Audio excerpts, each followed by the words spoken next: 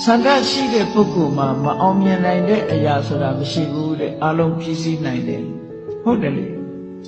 အရေးကြီးတာကစိတ်ဆန္ဒဂေါရမမြတ်စွာဘုရားရဲ့အလောင်းသူမိတာဘဝမှာဒီပင်ကရာမြတ်စွာဘုရားနဲ့ကြုံတွေ့လာတော့ဒီပင်ကရာမြတ်စွာဘုရားကိုကြည့်ပြီးသူကိုယ်တိုင်ဘုရားဖြစ်ခြင်းနဲ့ဆန္ဒဖြစ်အကယ်၍သာဘုရားဖြစ်ခြင်းနဲ့ဆန္ဒမရှိဘူးဆိုရင်ဘုရားအလောင်းမဖြစ်ဘူးအဲ့ချိန်ဒီပင်ကရာမြတ်စွာဘုရားရဲ့ထံမှာပဲတရားတော်အားထုတ်လိုက်ရင်ယဟနာဖြစ်သွားနိုင်တဲ့အနေအထားတစ်ခုပဲသို့သောသူ့ရဲ့ဆန္ဒကအဲ့ဒါမဟုတ်ဘူးကိမေဧကေနတေနေနပုရိသေနဓမ္မတတိနငါလိုစွမ်းရည်တတ္တိရှိတဲ့ပုဂ္ဂိုလ်တယောက်ကတူးတဲ့နဲ့တန်လျာပင်လေကြီးကိုဖြတ်ကူးလို့ဘာကျိုးရှိမလဲတဲ့သူကိုယ်သူမေးပြီးသဗ္ဗညုတံပါပုနိတောတန္တာရိတံတတေဝကဆုံးဖြတ်ချက်ချလိုက် determination ဆန္ဒကိုအခြေပြု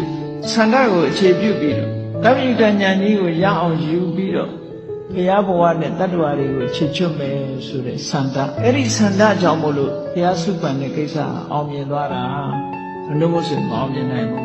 အဲ့တော့ဒီလောက်ခက်ခဲတဲ့ဘုရားဖြစ်ဖို့အရာတစ်ခုတောင်အောင်မြင်နိုင်တယ်ဆိုရင်တာမန်ကိစ္စလေးတွေဘာလို့မအောင်ပါလဲဆန္ဒရှိလို့ရှိရင်အောင်ပါ